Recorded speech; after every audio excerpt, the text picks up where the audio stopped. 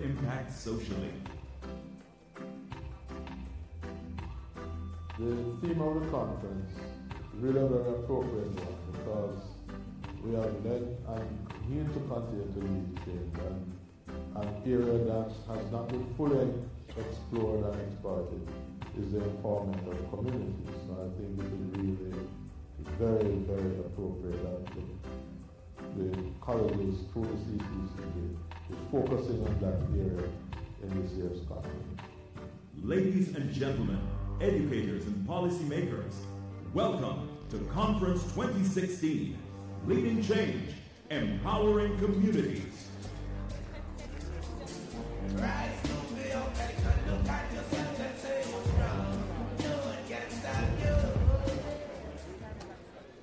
Ladies and gentlemen, as we forge partnerships, there are some things that we need to do.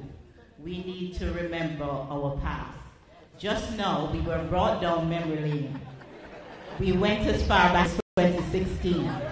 And that is critical, because if we are going to forge partnerships, we ought to know where we're coming from so that we can determine where we are going. And the truth is, one of the objectives of this Conference 2019 is that we share information. And this video provided some useful information about some of the programs we have here at the CCCJ.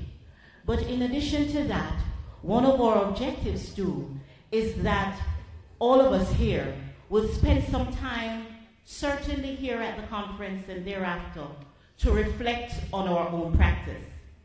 And Pastor Brevet, ladies and gentlemen, allowed us to start that reflection on our practice.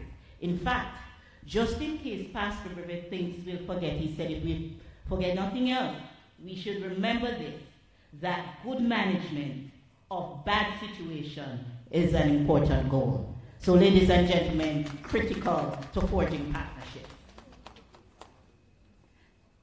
I want to just pause to say that this ceremony is being streamed live on GIS Facebook. So you can share that information quickly. I know the fingers are working. This next activity is one in which we are going to have Mrs. Davia Ranjit Robinson assisted by a member of the Cadet Corps. And I just want to say that this year the Jamaica Combined Cadet Force is celebrating 75 years of existence. And they will be having a year-long celebration and promotion. Let us put our hands together. We're talking about partnerships and pathways. And so I invite you to ensure that all of us will find some time to be a part of this celebration. So now I invite Ms. Monique Oates to assist us as I invite you to stand for a moment of silence for our deceased colleagues. Please stand, ladies and gentlemen.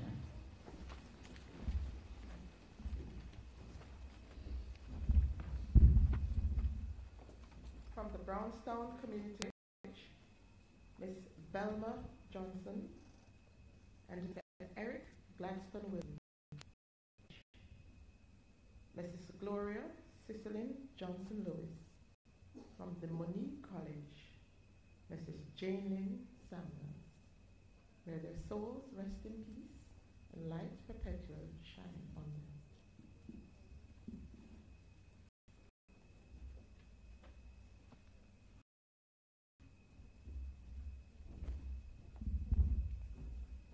We say a prayer for the surviving family members of these individuals. You would not know when one check is collected how many persons down the line benefit. We want to pray for the sustenance of these family members of those who have gone. Heavenly Father, as we pause to reflect on lost colleagues, help us to cherish the gift of life. Help us to be more responsible with our health and with our activities so that we can live as long as you have designed. We lift all these family members of these deceased colleagues, we pray that you will be very kind to them, that you'll be very loving to them, that you'll open doors of opportunity. We pray that you'll bless them emotionally, because we know that this kind of loss sometimes lasts. We pray that you'll give them spiritual fortitude. We pray that they will be economically stabilized where that need arises. And we pray that you will help that they will complete the mourning process and be able to move on with their lives. And we pray that their closest colleagues, some of whom have been bosom friends with them, that as we mourn, that we will not mourn like those without hope, but may their work live on, and may many rise up to call them blessed. May their legacies enhance the process of this organization as we seek to make ourselves useful. So bless these family members, bless these survivors, bless these institutions, and help us that we will be so connected to you that when we transition from mortal to immortality, all of us will be deserving of that wonderful gift we pray for Christ's sake. Amen.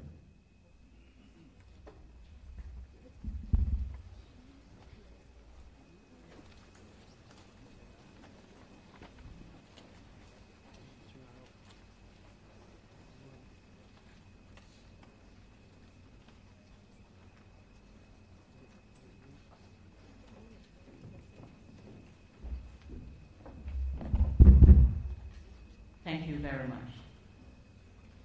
Ladies and gentlemen, as we continue to forge pathways for empowerment, I want to recognize some very important members of our college communities. And at this time, I ask you to put your hands together for the boards of management of these colleges and institutions. And here with us today, we have some board chairmen and other members of boards of these institutions.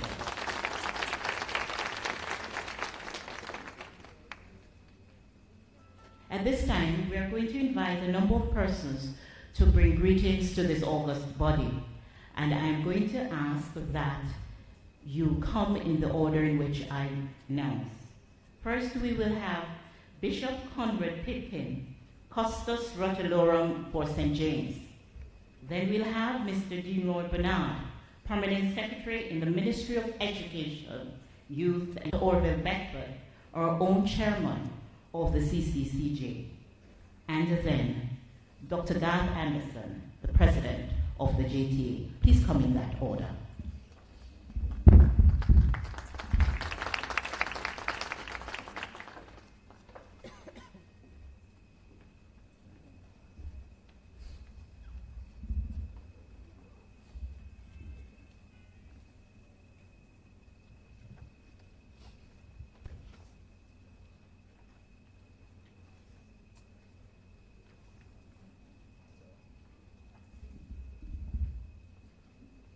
Master of Ceremonies, Mrs. Fletcher, Senator the Honorable Rowan Reed, Minister of Education, Youth and Information, Mr. Dean Roy Bernard, Permanent Secretary, Ministry of Education, Youth and Information, Pastor Charles Brevet, Stewardship Director, West Jamaica Conference, Church of the Seventh-day Adventist, Dr. Garth Anderson, JTA President, Dr. Michelle Pinnock, Regional Director, Ministry of Education, Youth and Information, Region 4, representing Dr. Grace McLean, Dr. Orville Beckford, Chairman, CCCJ, Dr. Donna Powell Wilson, Executive Director, college principals, presidents, CCJ, council members, overseas partners and sponsors, exhibitors, other special invited guests, members of the media. Good morning. Life can only be understood backwards, but it must be lived forward. Serene Kierkegaard.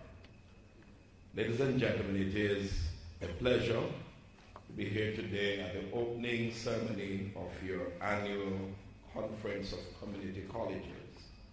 Allow me to thank the organizers of this important annual conference for giving me the privilege to bring greetings to you all. I am made aware that your conference is an international conference which brings persons together from different academic backgrounds to realize success.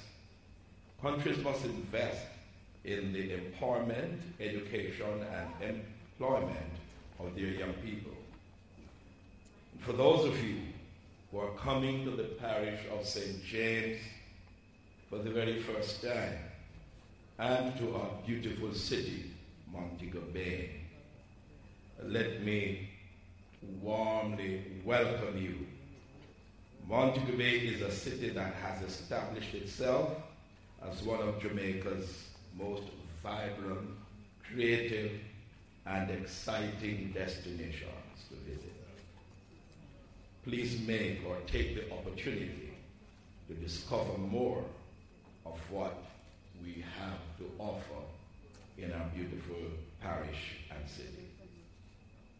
Ladies and gentlemen, my desire for you today is this conference will provide an opportunity for all of you to share your thoughts, insights, and to take a closer look at how you can make community colleges more appealing to persons who are desirous of achieving academic goals.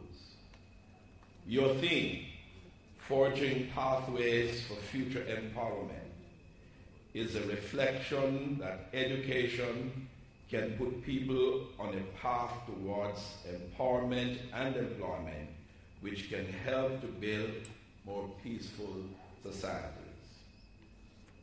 The time we're living in is an exciting and challenging one. It calls for action or a change of ethos.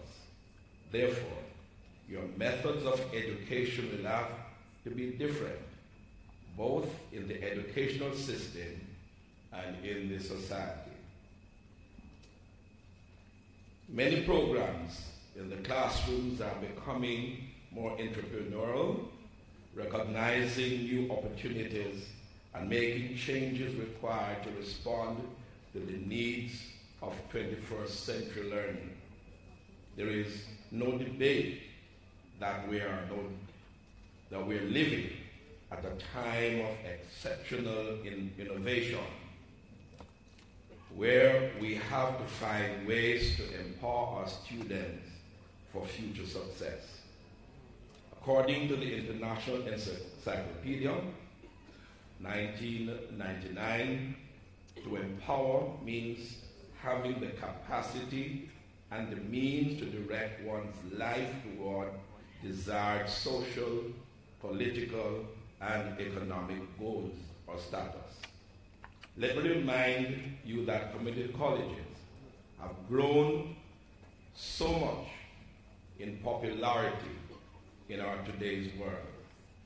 10 to 15 years ago, community colleges used to have a reputation of being less academically than traditional universities.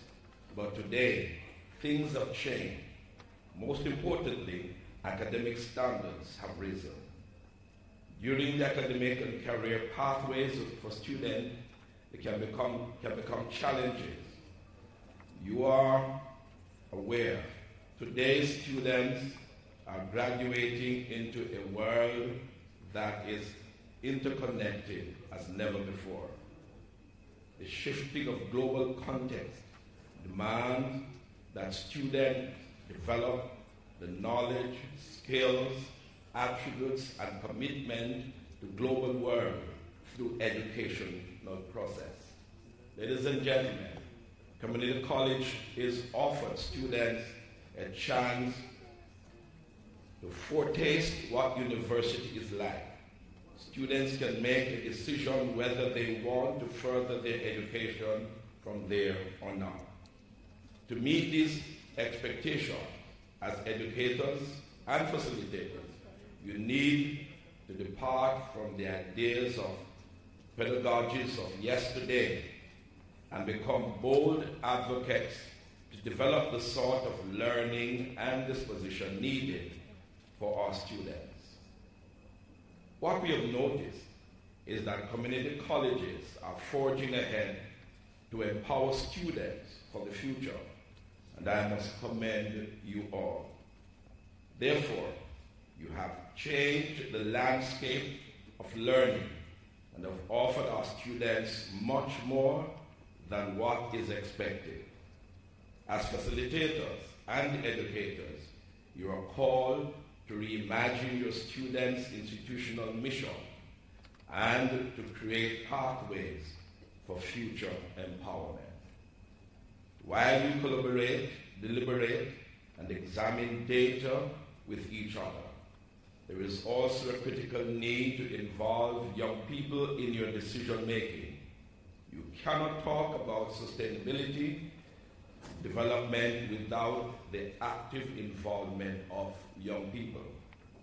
Let me hope that you have garnered some of your students' opinions and suggestions and take note of their ideas to be placed in your papers and discussions.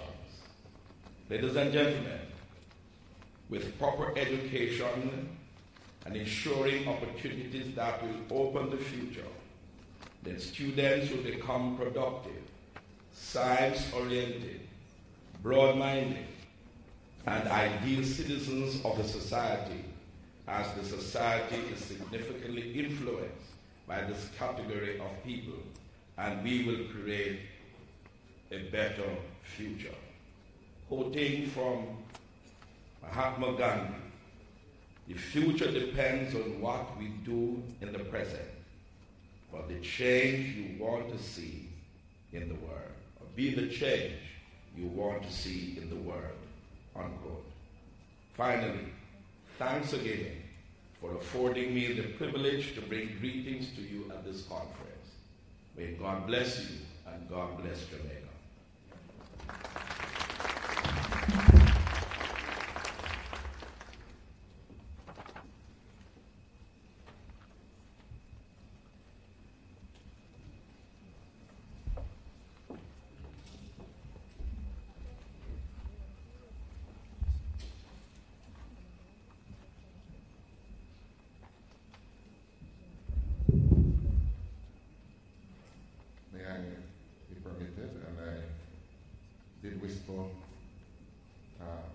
Intended to whisper to the Honourable Minister to ask for his leave to adopt the protocol that has been so easily established, and he has just said yes. Just to say that certainly it is an honour to be here to celebrate another milestone of another community colleges conference, and I see all the members here looking very smart, and I take the opportunity to bid you good morning. So it is a privilege to extend greetings and best wishes for the new year. They say that you can continue to say Happy New Year within the first 10 days of the year. So Happy New Year to all of you. May you have a prosperous and productive 2019.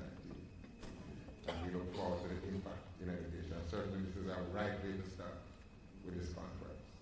This conference provides a wonderful opportunity, an avenue to exploring new possibilities, new solutions to global challenges, and employment opportunities for jobs that are still being created.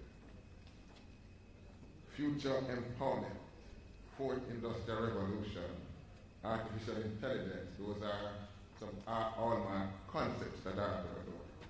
And therefore, as we forge partnership pathways, this is very important to keep in mind.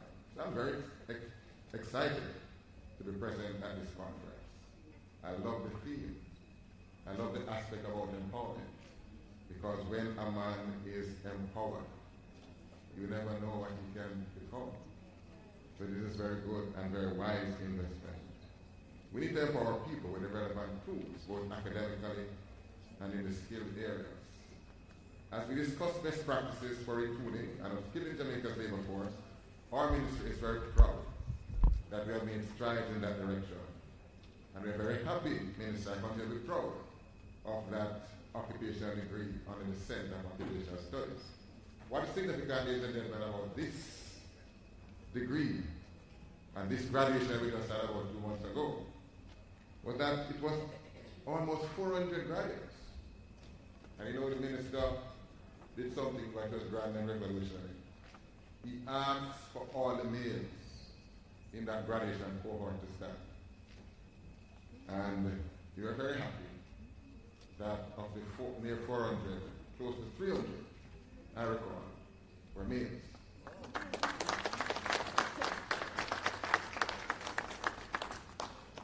That is just a little bit close to 80%.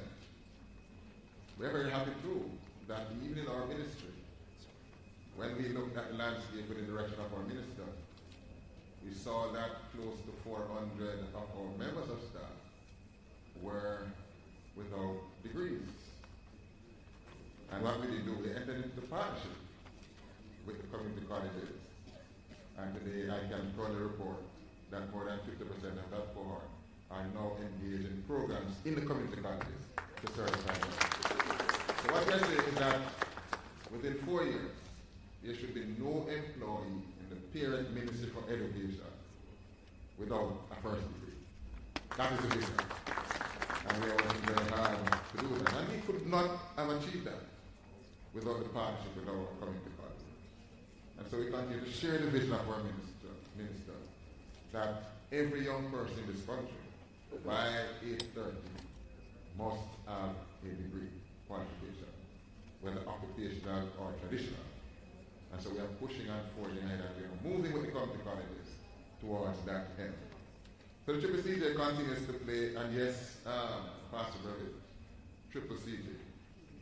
And I did lean over to my ED Donna Wilson, and I said to her that the pastor confirmed what I have been doing in my meetings, because there is a CCJ somewhere around the place. You know that? Very controversial little entity. And so we don't confuse them. So I don't say CCJ. I say CCCJ first, and you have endorsed that committee. And it sounds very nice. So you continue to play an important role in assessing the quality of program offerings of our education institutions, thereby helping the public to make informed decisions about where they want to study. And you have seen the video, how you have impacted the lives of the young person. So our ministry has been pushing for an expansion in training opportunities as we encourage more people to embrace the concept of lifelong learning. So our ministry is about lifelong learning, and the minister is very visionary in this regard. When we moved around the country to highlight all the issues of our new national standards curriculum and to have those STEP seminars, the minister took the opportunity, ladies and gentlemen, to encourage the parents to go back to school. You know that? Because many parents were fearful of PEP and the NSC because they themselves were not able to impart the knowledge and to help the students. So if we build the parents, we build the students, right? And what better way than with localized education in our communities. So the community colleges are very, very relevant. We have been encouraging our training institutions to review their offerings to ensure that they are aligned to industry.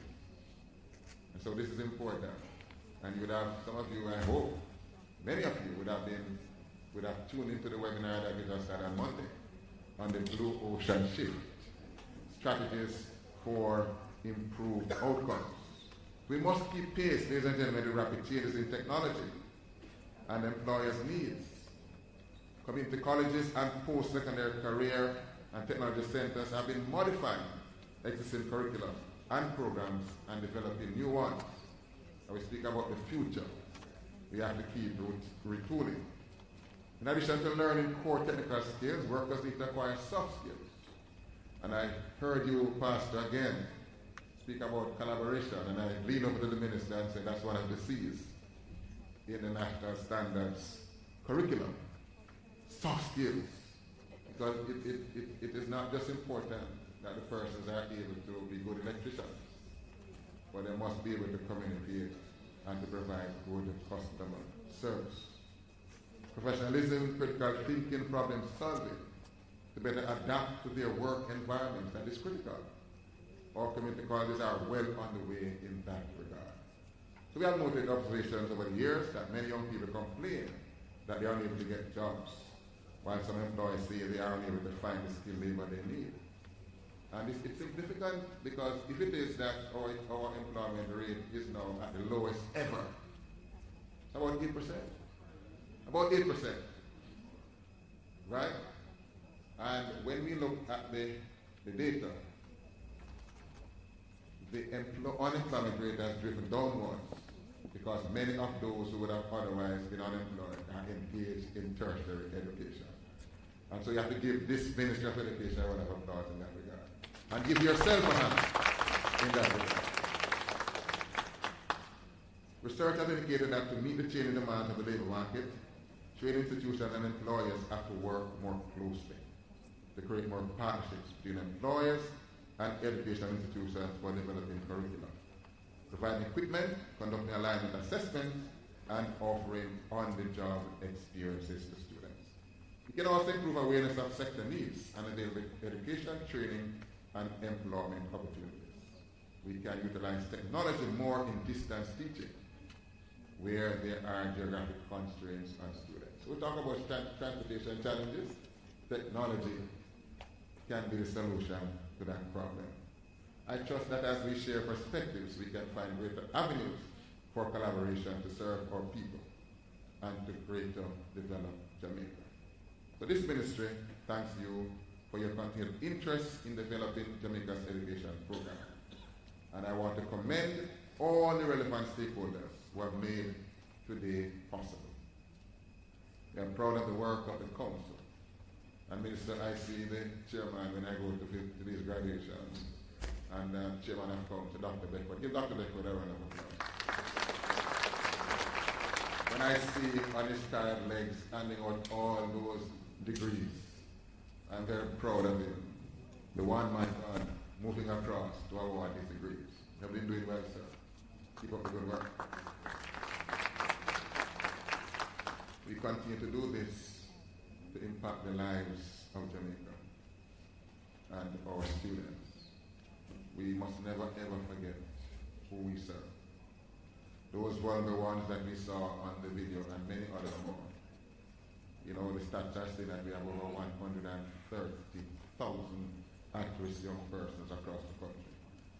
And we are very deliberate that the 5,000 that the stats are saying that we lose every year from our system, we're going to cauterize that by ensuring that we work with them and follow through with them so that they continue to be attached. We trust that you'll have a meaningful conference. Thank you on behalf of the #1 ministry in the country, the Ministry of Education, Youth and Information. Have a productive conference. Thank you very much.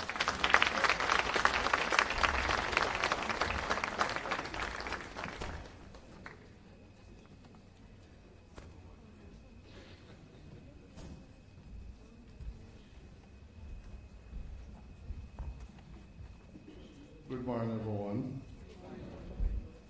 Senator, the Honorable Roy Reid, Minister of the #1 ministry in the country, Minister of Education, Youth and Information, Mr. Dean Roy Bernard, Permanent Secretary, Ministry of Education, Information, Youth and Information, Bishop Conrad Pitkin, Custos Rockalorum of St. James,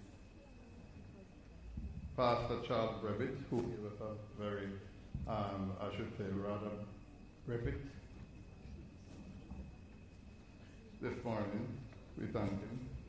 West Jamaica Conference of Seventh-day Adventist Church, Dr. Garth Anderson, President of the JT, Dr. Michelle Pinnock, Regional Director, Regional 4, representing Dr. Grace McLean, and the other dignitaries, we say welcome this morning. when I look at conferences like these, I say that education wins.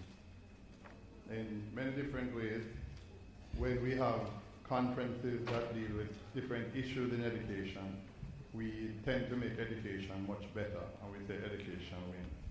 On behalf of the Board of the Council of Community Colleges of Jamaica, CCCJ, I cordially welcome everyone to Conference 2019, being hosted on the theme CCCJ Forging Pathways for Future Empowerment. Conference has as its dictate the showcasing of the community colleges as they expand their role as providers of tertiary education at the certificate, diploma, associate, bachelor, and to a lesser extent, postgraduate level. The Council maintains portability of programs and the stability, visibility, and viability of all 9 institutions, including New College on the Block, Trenchtown, Polytechnic College, Anguilla, Turks and Caicos Island, and Bahamas Baptist College, Community College, all enjoy our steadfast support. The CCCJ will again this year acknowledge the excellence by awarding lecturers, administrative staff, support staff, and student leadership of the year, as well as the student who scored highest in the academics. We note with pleasure that competition for these awards are increasing tremendously every single year, and which is good. It shows that we are progressing. Kudos to the colleges for a profusion of research papers. That is always good because research tends to lead academics. This is an indication of academic maturity, which must impact their growth positively. Our retirees will be singled out as well as we bestow honor upon them. We'll always remember those who have helped us. Education is a multifaceted product. Our theme and its 4 strands illustrate concern for the economic and the social growth of Jamaica. The Council's contribution to Vision 2030 to make Jamaica the place of choice to live, work, raise families, and do business is to prepare students for the 4th Industrial Revolution. And we proudly report that many of our programs already reflect that reality in terms of where we're going. And going forward, that 4th revolution is not only technology, but it also deals with all the issues that will arise within this postmodern period. We also recognize students need to be equipped with soft skills to enable them to work with each other, respect each other, and develop creative and critical thinking skills necessary to become good players, successful entrepreneurs, and worthwhile global citizens. It is, as an educator, it is very difficult to help students to develop critical thinking skills, but we are committed to the task for them to understand the need to think critically in terms of for survival in this 21st century. Furthermore, the CCCJ, through its many programs, is in fulfilling the mandate of the Ministry of Education, Youth and Information by ensuring increased access to tertiary education in Jamaica, resulting in the country and the regional development. So we are supporting the thrust, the focus of the ministry in terms of access that critical period between when they leave fifth form and university, where we lose a number of them. The ministry has started to focus especially on those at-risk youth, and I can say that they have been achieving success, and we want to tell them congratulations. So we welcome you to our conference. I wish you could come up here and look how nice you look down there, but time doesn't allow each year to come up and look. So we welcome you and hope you'll enjoy our conference. Good.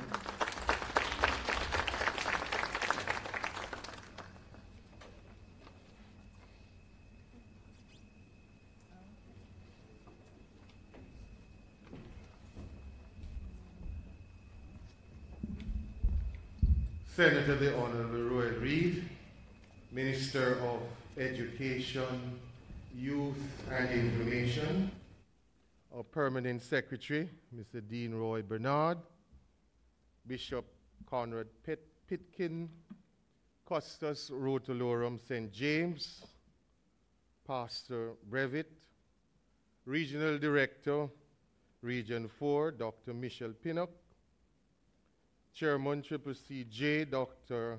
Orville Beckford, Executive Director, CCCJ, Dr. Donna Powell-Wilson, college principals, presidents, other invited guests, good morning. As I listened to the permanent secretary mentioning the fact that the minister, while he was going around the country, educating parents and communities about PEP, he encouraged parents to engage in ongoing education.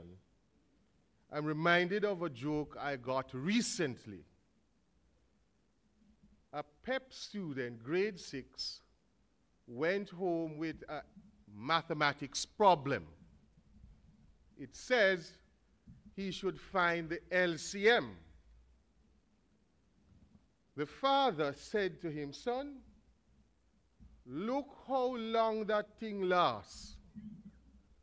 And teacher expect you to find it? Go put down your book. I'm not too sure if that parent minister is ready for, yes, to go back to school. The leadership of the community colleges of Jamaica must be commended for organizing annually this significant conference to aid in the development of ideas and nurturing of professional advancement of faculty, staff, and educators in general. We live and operate in a global economy that requires a complex set of skills to advance growth and development. No longer is there a demand for workers to just possess a degree or other certification, but instead pressure is being brought to bear for holders of such qualifications to be innovative and practical in their approach to problem solving. This focus on technical credential serves to redefine education in the 21st century, and at the same time forge a delicate marriage between technical and traditional or classical education. It is no longer just good to know. You must be able to do. Consequently, your theme, Forging Pathways for Future Empowerment, is quite timely and relevant. These are closely with the needs of the communities and indeed the country. You're being challenged to become the gateway to provide tools to gain relevant qualifications and skills that the workplace is demanding, and indeed for life itself. Our 2030 vision of creating a Jamaica that we can do business, raise our families, and ultimately to retire is inextricably linked to this you develop at the local, national, and international levels. Yours is a task to lay the foundation for the future development. Institutions must also recognize the strategic roles you play and new pathways. If we are serious about finding a cure for the many social ills in our society, poverty, crime and violence, the breakdown in values and family structures, if we are serious about creating a prosperous and indeed productive society, we must invest in education that is innovative and sustainable. Let's work together, colleagues, as we commit ourselves to Sustainable Development Goal number 4 which aims to ensure inclusive and equitable quality education and promote lifelong learning opportunities for all by 2030. On behalf of the entire Jamaica Teachers Association family, members, staff, and officers, I wish for a very productive conference.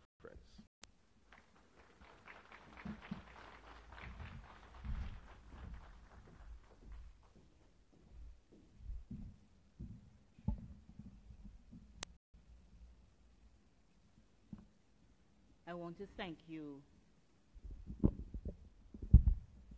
Bishop Pitkin, Pierce Bernard, Dr. Beckford, and Dr. Anderson for your kind sentiments and best wishes for this. Ladies and gentlemen, I ask that you remember the family, the Knox Community College family, even as we reflect here in our conference of our college community.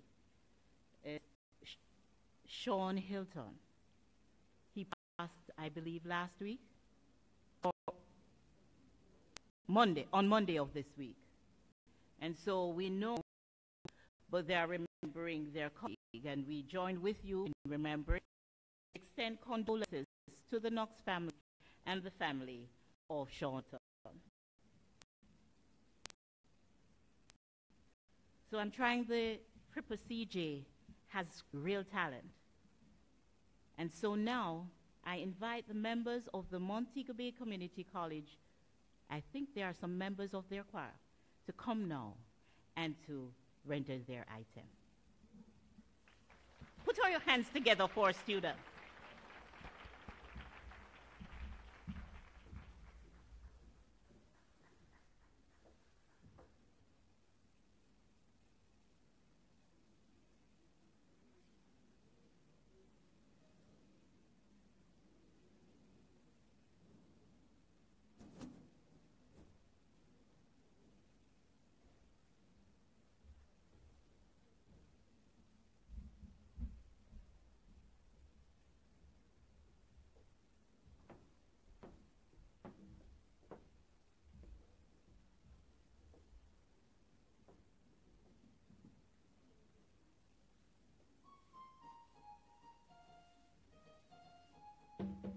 Mind where you wear and take it where you walk. Thief take over town. You dare not trust any shadow of a dog. Thief take over town. Thief, thief, thief take over town. Thief, thief, thief take over town. Thief, thief, thief take over town. Thief, thief, thief take over town. And top you off for your own bed. Thief take over town. Bro, the item off of the day. Thief take over town. The thieving thief a make me like dread. Thief take over town. Them don't have shame, they don't call up with him. Thief take over town. Mind where you wear and take it where you walk. Thief take over town. You dare not trust me, thief take over town.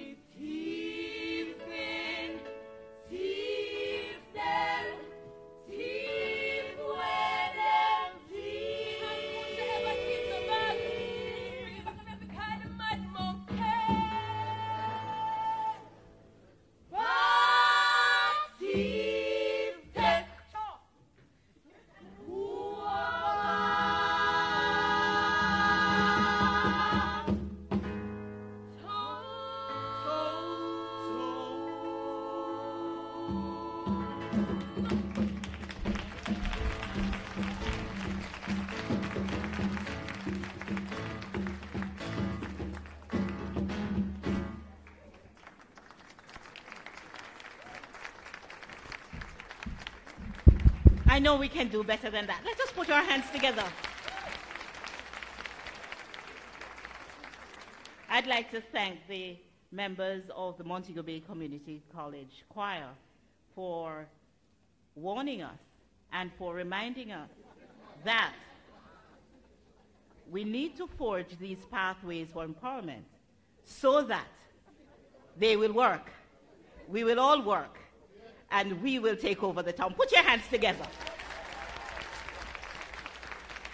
So before we leave here, we are joining CCCJ to take over town.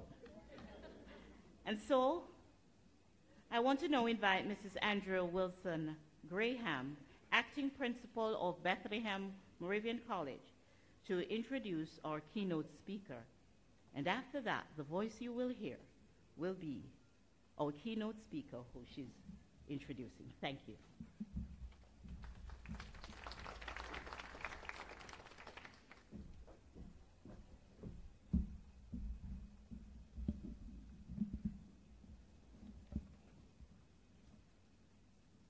Senator the Honorable Royal Reid, Minister of Education, Youth and Information, Mr. Dean Roy Bernard, Permanent Secretary, Ministry of Information, Youth and Education, Youth and Information, Bishop Conrad Pitkin, Custos Rotolorum of St. James, Pastor Charles Brevitt of the West Jamaica Conference of Seventh-day Churches, Dr. Garth Anderson, JTA President, Dr. Michelle Pinnock, Regional Director, Region 4, Ministry of Education, Youth and Information, Dr. Orville Beckford, Chairman, CCCJ, Dr. Donna Powell-Wilson, Executive Director, CCCJ, college principals, presidents, other distinguished ladies and gentlemen, friends all, a pleasant day to you. Senator the Honorable Royal B. Reid got his high school education at the Monroe College, one of Jamaica's prestigious high schools. He pursued higher education at the University of the West Indies, Mona, Nova Southeastern University, Bethlehem Moravian College, and the Liberal Arts College of Jamaica to the level of a Master's of Science degree in Human Resource Management. Senator Reid has had a distinguished career in teaching, which began in 1996 when he joined the academic staff at his alma mater, the Monroe College. He was one of the first master teachers to be appointed in 2003. Senator Reid was appointed as principal of Jamaica College in 2006. He served in this position until 2016. Jamaica College was better off for his leadership as he transformed the institution to be one of the top performing high schools in Jamaica. He has served as chairman and member of several boards in the public and private sectors in Jamaica, including HeartTrust, National Training Agency.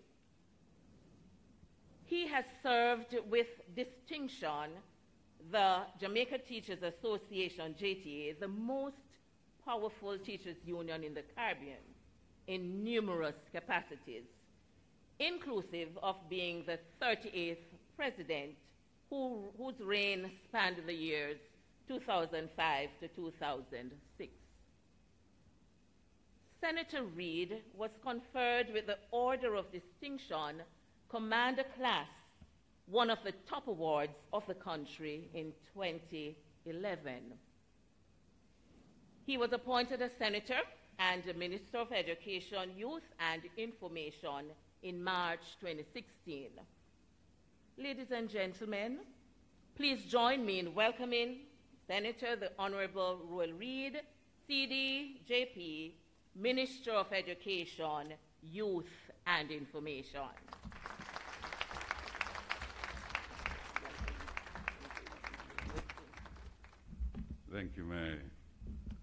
former principal from my alma mater, the Bethlehem Moravian College. Master's sermonist, soon become Dr. Claudette Fletcher, prophesying in the Bean, principal of the Brownstown Community College. Mr. Dean Roy Bernard, Permanent Secretary of the #1 ministry in Jamaica, the Ministry of Education, Youth and Information. My brother and friend, Bishop Conrad Pitkin, J.P. Custos Rotolorum of the wonderful and beautiful parish of St. James. Pastor Charles Brevitt, Stewardship Director, West Jamaica Conference of Seventh-day Adventist Churches. Dr. Garth Anderson, the President of the largest teachers' union in the Caribbean. Dr. Michelle Pinnock, Regional Director, Region 4, and representing your distinguished Chief Education Officer, Dr. Grace McLean O'Deal. Dr. Orville Beckford, Chairman of CCCJ. Dr. Donna Powell Wilson, Executive Director of CCCJ. All the other council members of CCCJ, college principals and presidents, overseas partners, delegates, sponsors, exhibitors, other specially invited guests, ladies and gentlemen, good morning. And how are you? And just before the days pass, may I take this opportunity to wish all of you a very happy new year, and may all your dreams come true.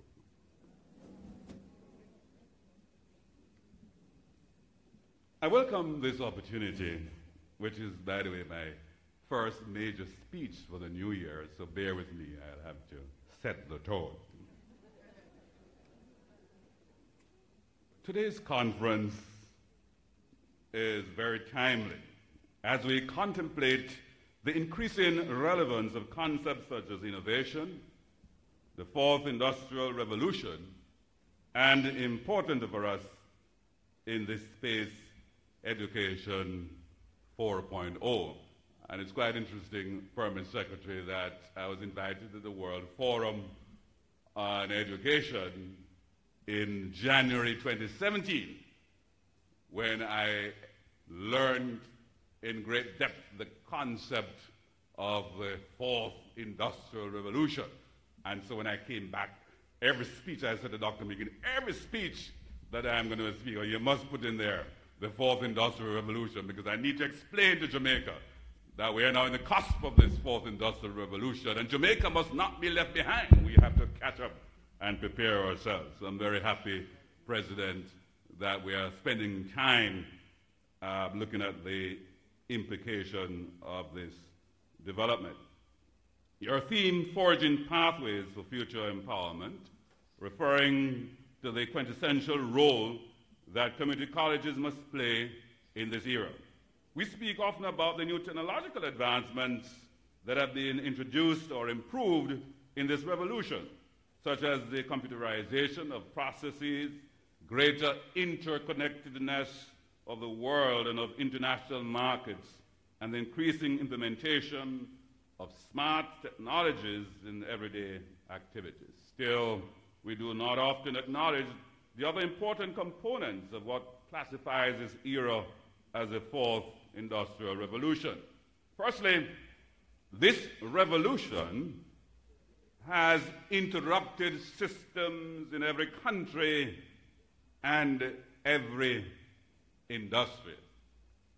It may not be responsible for the current shutdown of the government in the United States, but it has impacts on systems of production, management, governance, and last but not least, our sector, the education sector. We have seen where, in many cases, improve thanks to the fruits of Industry 4.0. Second, changes and advancements are taking place at an unprecedented rate, no doubt, as a result of the contributions of previous industrial revolutions and of the leading changes taking place even now.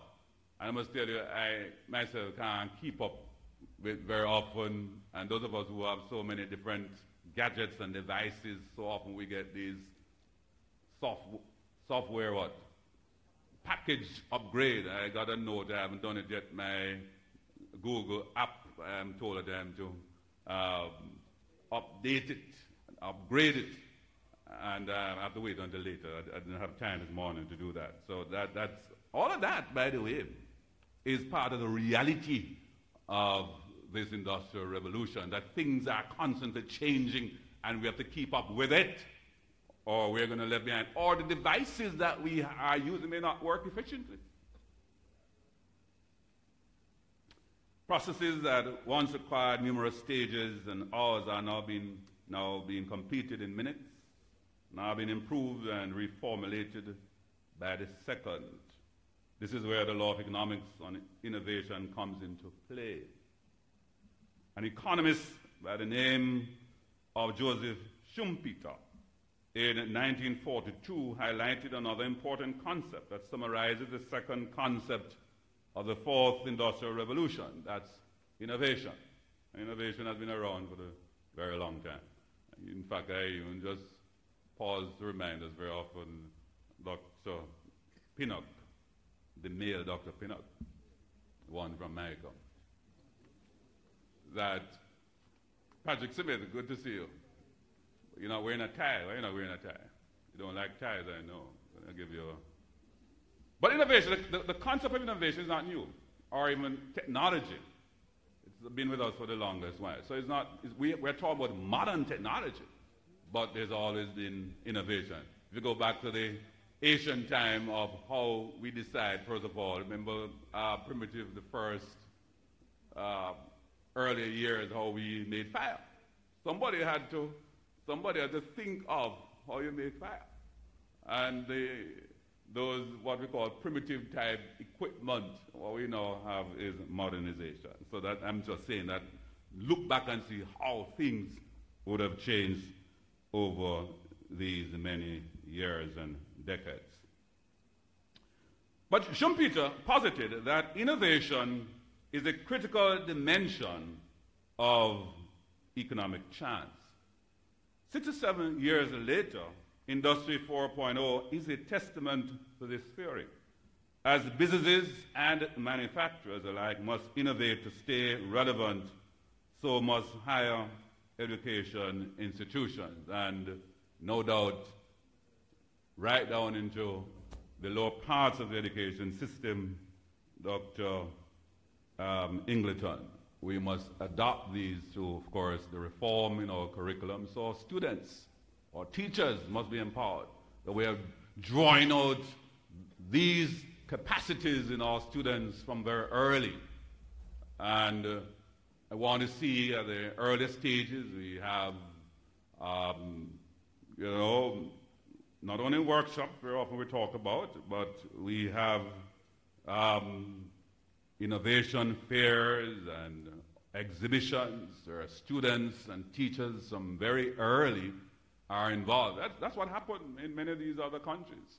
I was heartened, having traveled to some interesting places over recent times, that within high schools, that innovation and design classes are embedded in the curriculum. Students are oriented to design new products and systems and expose them to industry, so industry can give an idea to them whether they are on the right path. That is how you have to now drill it down.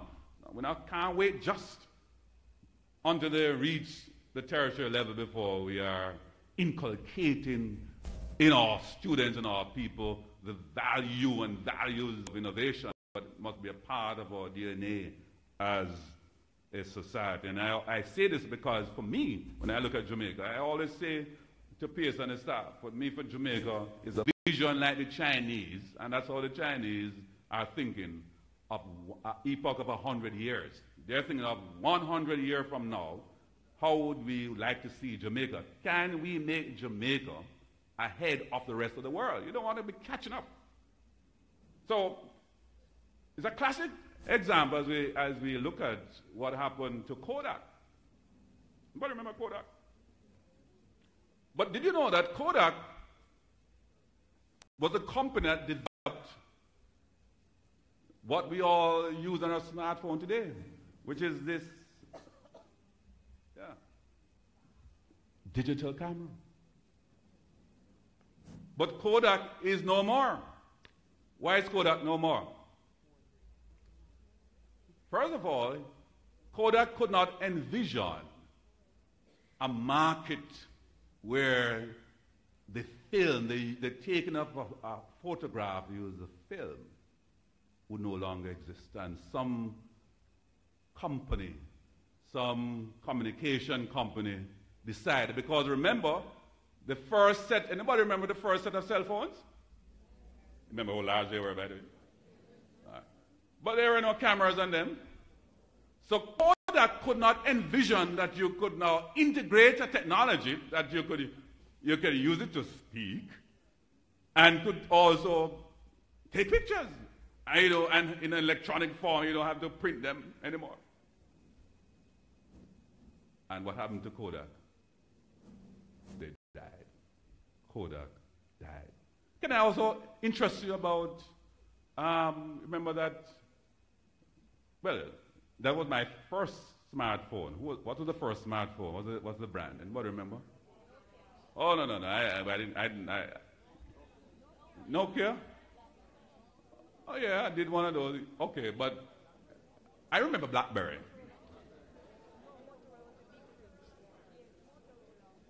But anybody remember what has happened to BlackBerry? Because BlackBerry obviously didn't realize that Apple and Samsung was obviously innovating. And so Apple has learned from those mistakes, and they invest a lot in research and development. That is why everybody look out for the next Apple product. If they don't do that, they would die just as Kodak. So I had an opportunity with President Garth to visit Rochester. It's quite interesting when you travel, because somehow it didn't dawn on me that the city of Rochester, which is north of New York City, was the home of Kodak. And Xerox also. Xerox kind of survived, but they got knocked. And they're also there. And what has replaced, you're talking about 35, they're employed about 60,000 globally, about 35,000 of those persons who were employed through Kodak were from the city of Rochester. And that company died. You know how devastating that was. And I tell you, because remember now, Kodak was like the major film company, and everybody, Kodak, and all the other equipment that went with it. And they were paying one of the best compensation packages globally. People just bought the expensive houses and all of that. And many families, I must tell you, died. Even a person committed suicide. What has replaced the employment opportunity in Rochester is the University of Rochester. And by extension, the Community College of Monroe College. In fact, what they tell me is that the University of Rochester depend on Monroe College, depend on the Community College as feeder. In fact, they prefer the graduates of the Community College to become their students. And in Monroe College, they also drive the culture of innovation. But what's also interesting about the University of Rochester is that they have the biggest companies in America embedded in the University of Rochester.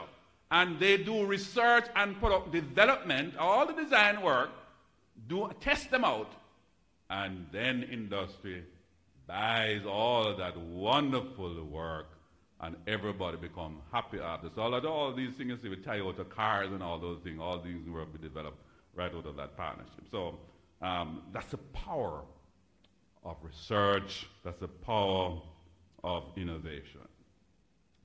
And having said that, therefore, I must therefore make the point that the entire education system must adapt past President Howard Isaac Education 4.0.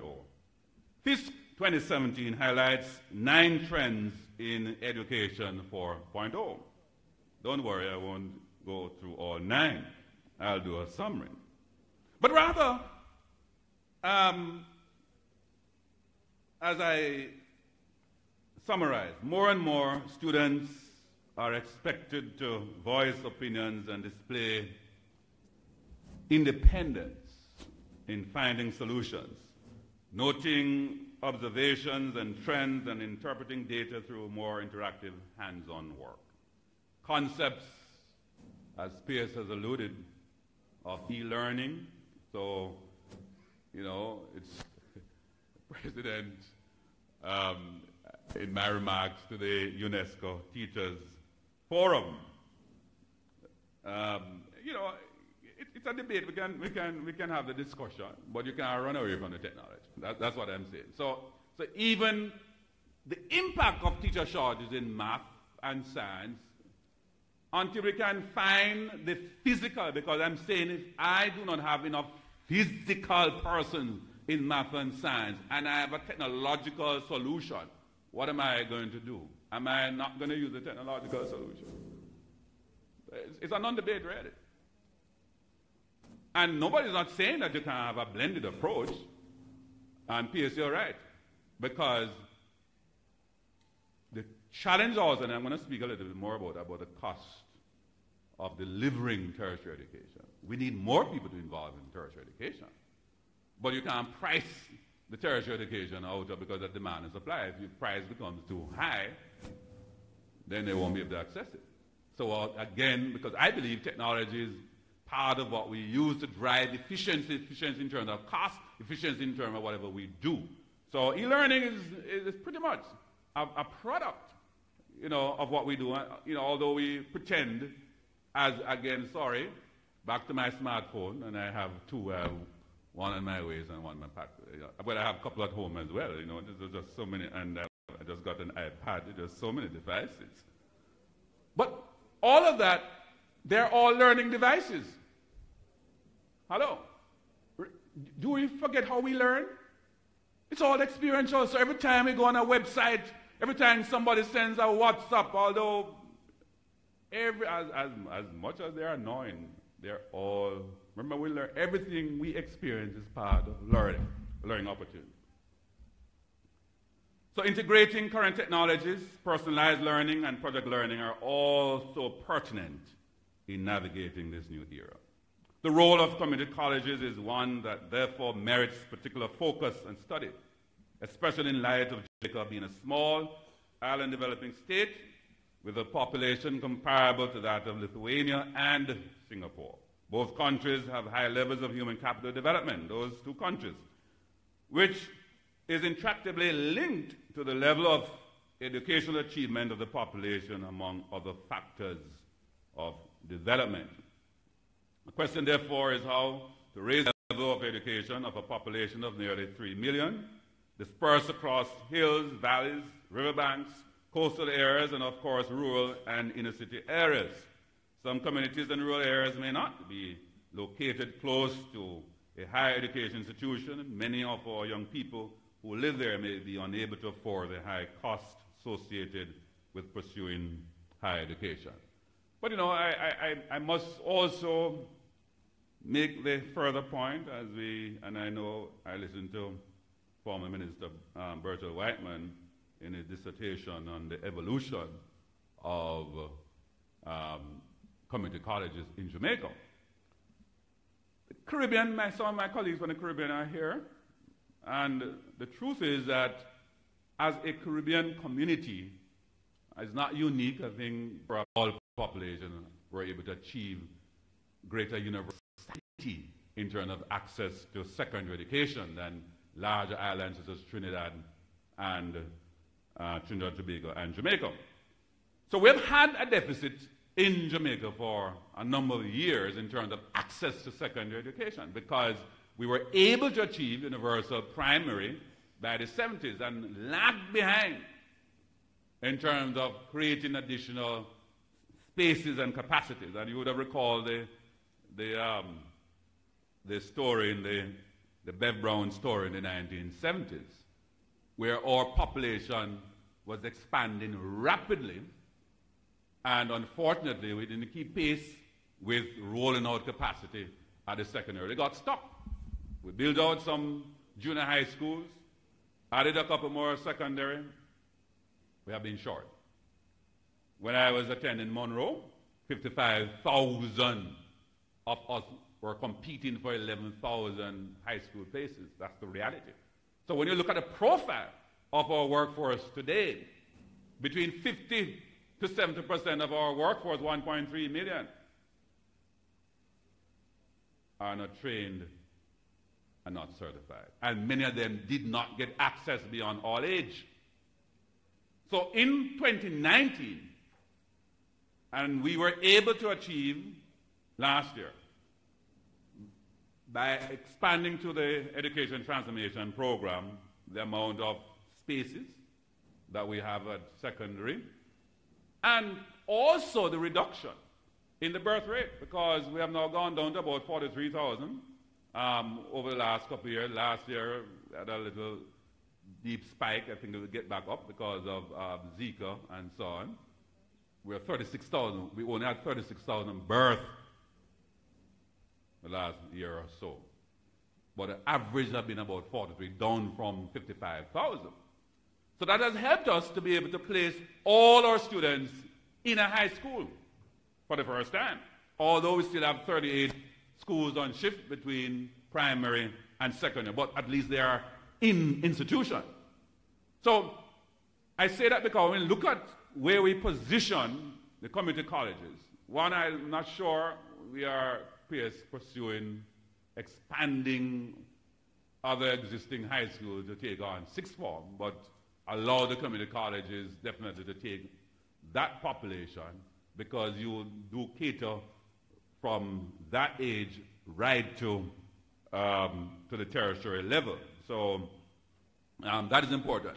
That's very important. Because we have to have the throughput. We have to have the throughput for the education system to work, because as Pierce has alluded, in this age of the fourth industrial revolution, the man with the pickaxe, the man with the shovel, as I was lamenting again and I was growing up, road work. When you had road work, almost every aspect of the road work was manual. When you look at all this road construction going on, so few persons you're seeing employed, because all these heavy machinery doing all the work that several people used to work. That's why people now, when they hear about road work and they think they're getting a lot of employment, those things no longer are happening. And so we're moving from low skill to high level skills. So it means therefore students have to get the opportunity to go to the highest possible level of the education system. They can't drop out of school. They can't outschool anymore at age 14, 15, 16, 17, 18. They're not ready yet. We have to make sure that we empower them to the highest level, because we're not only competing with our sister and brother countries of the Caribbean, but we are competing against Lithuania, Singapore, United States, Japan, and other countries. Another factor influencing the quality and scope of the labor market is the number of persons, therefore, who are untrained and uncertified in the population, as I alluded to, as well as a large percentage of persons participating and employed in the informal sectors of the economy. Over the years, community colleges, both locally and overseas, have presented themselves as affordable options and opportunities for further studies and also to facilitate transition into university, while fulfilling the primary role of supplying the needs of the immediate community. The latter can be seen as an advantage when compared to larger universities, as community colleges tend to have greater latitude to offer a wider range of courses in both academic and technical and vocational disciplines, as well as the option to specialize depending on the needs of the community. A 2016 study links the attractiveness of community colleges to their accessibility, flexibility, and affordability. Community colleges provide certificates in diverse fields, train, offer bachelor's degrees, and through collaboration with all universities, facilitate of students into higher education institutions to complete their degrees. In reality, continue to diversify offerings in order to innovate, remain relevant, and meet needs of your new, as mentioned, of course, or occupational associate degrees. Nevertheless, in this era of Education 4.0, the demands of the community colleges are continuously transforming. How then do you continue to present yourselves as viable options for pursuit of higher education? Charge University of the West Indies, they have adopted it. Access, alignment, and agility. PM raised with me, and you have heard from the government of the Bank of Jamaica, you have heard this trending in the right direction, down, down, down. We have two problems because, you know, this Education 4.0 in the era of the fourth industrial revolution, we are faced with these to prepare our people for. And so our ministry, very, very concerned that we have to position our institutions to be agile, that you have to be able to meet the demands of industry. We can't just have institutions in vacuum. We need institutions to meet with industry and to hear what industry requires, partnership of apprenticeship type programs. Because I'm on the, for example, the BPO sector, who say, okay, they don't have enough trained persons for the BPO sector, and scale up to the KPO. So I've been saying to Doc, we all need to make sure that, yes, those are the soft skills embedded as Australia. In Australia, high school curriculum, everybody does customer service as a part of the curriculum. It's one of the big skill sets in industry, any service industry at all. So once the person have any technical skills or whatever skills that industry requires, so it could be applicable to either BPO, KPO, whatever industry. But the challenge I have very often is that the BPO sector will say they've interviewed so many students and they can't find one that is satisfactory. And largely, you know where the discount is? In communication. And so, even within our own system in terms of priding ourselves as an English-speaking country, again, we have moved away from, in foreign language, we assess oral competence. So if you're doing French, Patrick Smith, or Spanish, we have an oral assessment. But because we are all standard English speakers in Jamaica, we don't do any oral assessment. Did you agree that? Oh, but I thought I would have gotten a reaction. Because English is a second language. But it come back to haunt us because here in an industry where we thought we had an advantage, we really don't have an advantage because all we do with English is assess the students in terms of their written competencies. And when we look even within, and CXC also to be faulted because even the syllabus, the curriculum tells us that you should have, all of them tell you should have an oral component. And I don't want to hear the president to say it's more work for the teachers. Because if we are to survive in this industrial revolution, we have to be competent in all areas. So we have to be able to write competently and be able to speak in a very competent way.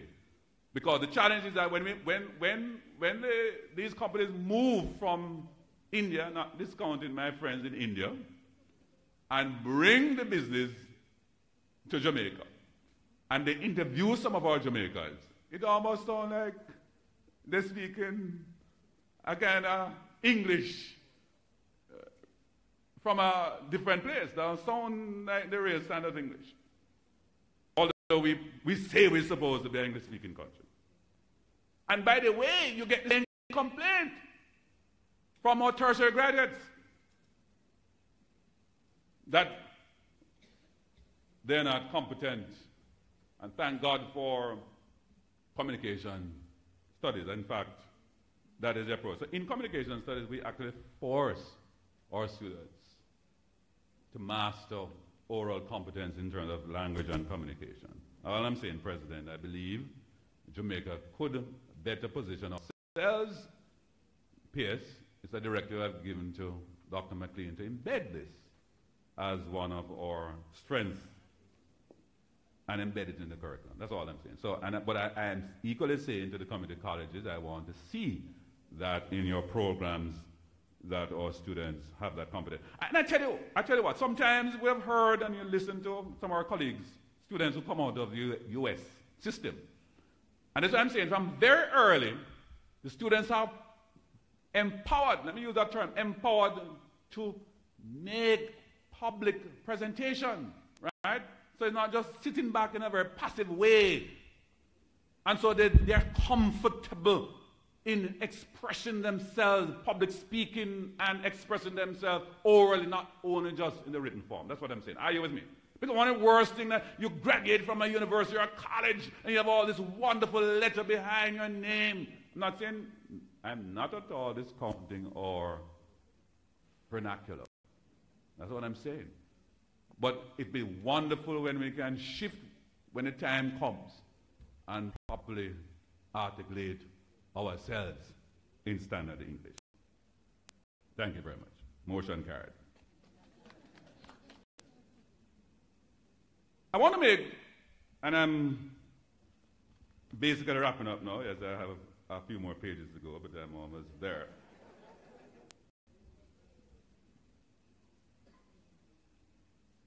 And I shared, and I spoke about the access because we had to get the access right. So we're driving a 7-year, yes, but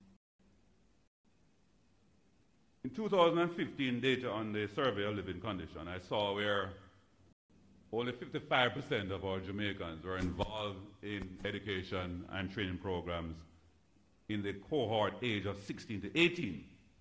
Some of those would have been students out of school, out of grade 11, gone back to evening class, trying to get some additional CXCs to go back to school. But a large majority, that 45%, many of them actually, believe it or not, represent the same challenge we have in mainstream education, where an average of 50% of our children are on the PATH program. And as I discussed yesterday, Dr. Michelle on our tour went to a school yesterday, and I always ask when I visit a school, how many students are on the PATH? School population, 800, and 500 of the 800 are on the PATH program. That's the profile. You have some schools where 90% on the PATH program. So, to follow me now. As the system was before, that 45%, many of them would have dropped out of the system much earlier because you have these same poor students from poor homes. Many of them are boys, by 15, some of the girls, the parents can't afford it anymore. Pressure. Go find a man, or for the ladies, and for the male, they say go find a work, which by the way reflected in the employment statistics. Because do you know that the male employment is higher than female? Yes. Yes. You have female unemployment about 16%. male unemployment is 9%. Because what we have found is the male have been entering the world of work much earlier. So what we find with our youngsters and families, same thing at university, one of the reasons also why we have seen more and more females represented at the tertiary level. It's not all because the males are worthless and don't want to go to university. But the parents send them out of school early to go work. The families support the females to go to university and tell the male, you go work and send yourself to school. I have a talk up the things, you know. I have taught the whole truth and nothing but the truth, so help me God. But you can understand Jamaica's reality because many of them don't know that there are help available, and unless there's affirmative action by the state, they're going to be left behind. Fortunately, some of them, as I said, have found employment, low-level employment. But as industrial revolution takes root and technology displaces labor, far less of those persons will be able to access employment anyway. They have to get a complete education to the tertiary level. So I've said that because my task was to close the gap and get everybody back into education and training. So through the CAP program, thanks for the cooperation, collaboration of the community college, we've been able to do that. As I said, because we were not expanding additional sixth form. And in fact, can I tell you that the experience we had is that more and more students preferred to go into, even outside of Hart. You know, we had a little debate because most of those students don't necessarily want to go to Hart. They want to go into something called a college. So when they come into colleges and they themselves recognize the dynamic and say, come over to Macedonia and we will solve the problem. We have seen, put your hands together, clap yourself. You'll be able to solve that particular problem. But I've said to Pierce, and journey with me here, because the CAP program is free. It had to be, because many of these students, otherwise who don't go into sixth form, the parents, as I said, decided that they weren't going to spend $1 more on them. And those of us who do training for our young people around this age, including bus fare, including lunch. So the child can't go anywhere because somebody has to give them money for transportation, even if they're going to go hungry. And you wonder why the minister is going here. In the discussion about the funding on education, and I will have Reverend Thwaites and I and the President have settled our collaboration on the national curriculum and PEP, so I have no more public squabble on that. We're all on the same page with that. So he and I will have some discussion on the financing of education. Because I was looking at somebody sent me a little WhatsApp video, Pierce, the president of Tanzania. It's not a rocket science. If you have so many poor persons in your society and you want them to get good education, you want them to get education to the tertiary level. Remember, they're poor already. They can't pay. Now that is an algebraic problem for you to solve for me. All right. So you have all these poor people, 50% of your population in the PATH program depending on government. And you want these all persons to get at least to an associate degree. Tell me, advise me, what do you think the state should do?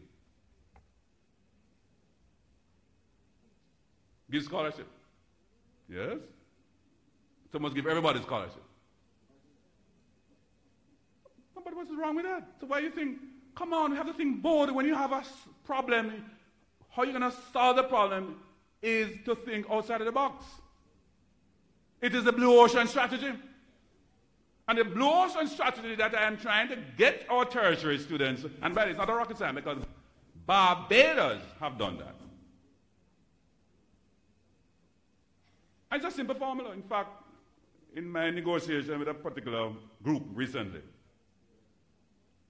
and this is why I've said to Pierce and I've said to tertiary, and the president is here, I said, you will have to establish for me variable costs and marginal costs. Because you have fixed costs. So how many students, remember, let me put you, your administrator. All right, government is giving you a budget. You have a capacity, past President Howard. With your fixed costs, if I am funding your fixed costs, what is the maximum using even technology you can reach? Are you with me? Are you with me? You see where I'm going? So what if, for the same amount of money I'm giving you, you could expand your capacity? Remember now, your costs remain the same. I'm getting more for the buck. That's the strategy. And then, Barbados model, those who can pay, so it's a profile. So if you're on a path, all I'm simply saying where I'm going, if you're on a PATH program, that's what we've done with the CAP program, because it was targeted at the poor. So I am now trying to get us to this bold statement, a 0 to 18 public free education strategy that gets all our students up to the minimum of an associate degree that will be paid for by the state. That is the policy position that I am articulating. So I've said to Pierce, we're going to work with you guys to operationalize that. We're not going to put it on you this year. I'm going to show you mathematically how it can be done, and we do that on a phased basis over the next 3 years, because I have the right to finance and give them a 3-year notice to fully implement. And because what that will do, remember what I'm saying, is that years ago, these 70% could out-school without any certification and could get a job, but it's no longer possible. And if you do not empower them to align with the 4th Industrial Revolution, then they're going to have their own revolution. Hello? Do you understand what I'm saying? Aren't they already doing that? And as the Prime Minister has said yesterday, part of what we have to do in our mission is part of the anti-crime strategy in a collaborative way, which is the whole of government. Because every one of these young people who, when they leave school and have no answer, have nowhere to go, becomes a liability to the state. And therefore it makes sense for the state to come together and make sure that every one of these people are rescued. Yes, it's a state of emergency. And so that is what we're going to do. And the institutions that we have in Jamaica that are best suited and aligned and capable to give us this capacity are our community colleges of Jamaica. And I therefore want to leave this place today, and when I go to Cabinet on Monday, I'll be able to say to the Prime Minister, this is going to be our contribution. This is going to be how we are going to revolutionize Jamaica to make sure that we have every one of our young people trained and certified, at least to the minimum of an associate degree, facilitated through the collaboration of the CCCJ of Jamaica. But as I close, Education 4.0, therefore, is an opportunity for the community colleges to be proactive as well as responsive, observing new trends and demands of the labor market and reacting with innovative course offerings and options for certification and higher learning to fill these demands.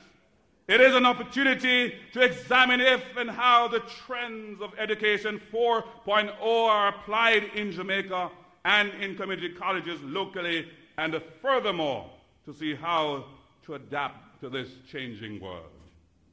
As Peter Fisk puts it, the speed of the coming together of technologies, globalization, and people thinking in different ways in terms of expectations and aspirations means that we have to learn new things and learn in different ways.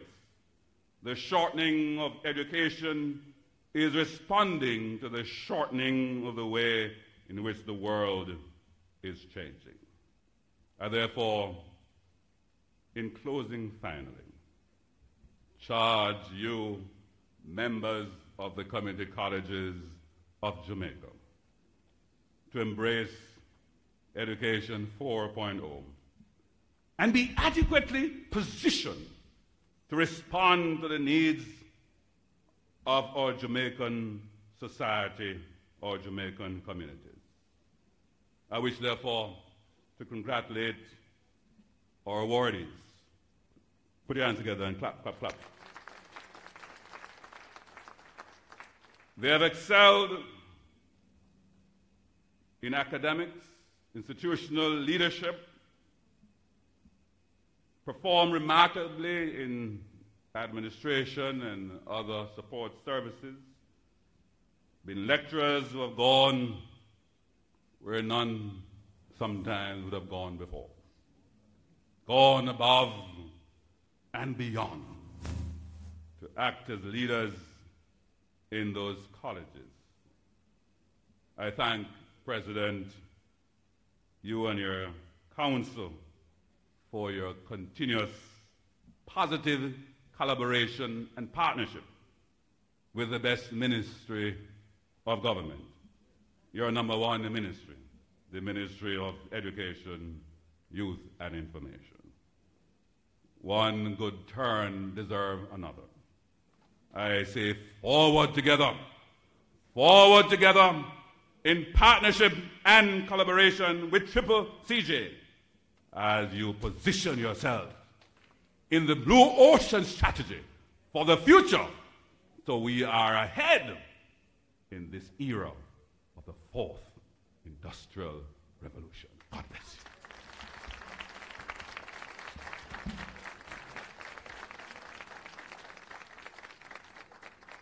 And with that, ladies and gentlemen, it certainly is my great pleasure to declare the CCCJ Conference 2019 open, and also declare open the conference exhibition. Please view the exhibition and support the exhibitors. Thank you.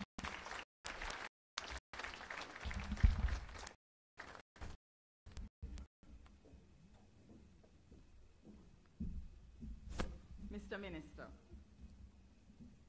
mine is the pleasure, the delight even, to say thanks to you this morning on behalf of the Council of Community Colleges of Jamaica. But before I continue, let me just take a moment to laud your leadership. You have been, as you rightly said, sir, the minister of the number one ministry in Jamaica. Over time, we note with pride the many programs that are there to encourage our youngsters. In fact, for those who come to us tableosa, you would have had those programs, sir, that would ensure that they do not leave us the way they have come. As regards today, we will embody and we will bottle your passion. Understand that the CCCJ is ready. You spoke about oral communication, sir. Let me just remind you that we have a suite of programs, both in the foreign language and oral English, and in English, that are examined orally. In fact, we just completed setting up our timetables for this semester, and on the timetable this semester, sir, is oral communication. So the CCCJ, sir, you'll be proud to note when you go back to Parliament, is already ready. You like the already ready? I'm trying to get there with you, sir, in terms of the passion. We are ready to take on all that the ministry will put on us. Understand that we have taken our charge in terms of Industry 4.0, and we're already there. We're just waiting now for you, sir, to give the official green light. We note with pride the K-12 strategy, and that out of your talks today, that we will well be situated in that grade 12 part of the strategy. We look forward as community colleges, sir, and like you rightly said, we have the institution strategically placed for access. And that's ready access for all Jamaicans. So we look forward to that, sir. We look forward to all the goodies that will come as a result of the collaboration with the Minister of Education. We stand ready. So on behalf of Conference 2019, let me say thanks to you, sir. And you know what is important about this? You have an entire ministry at your disposal. You could have named anyone to come today. That you have come in person tells us. So we thank you, sir, for your leadership. We thank you for endorsing Conference 2019. And we thank you for how you will make the CCCJ a greater part of the work that the ministry has to do. Thank you, sir.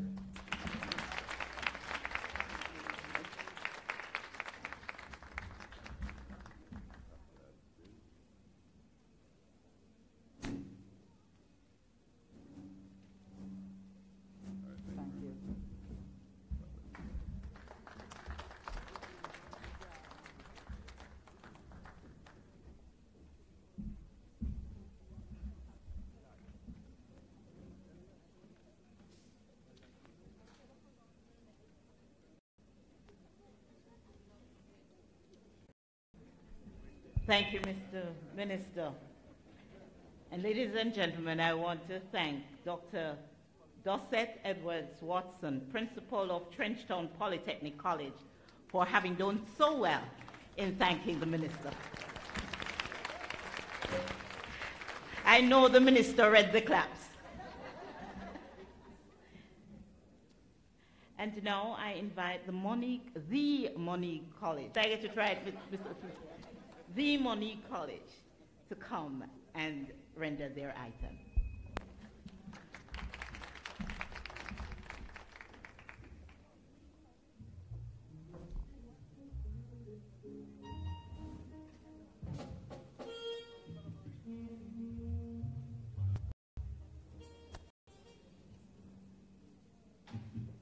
Mm-hmm.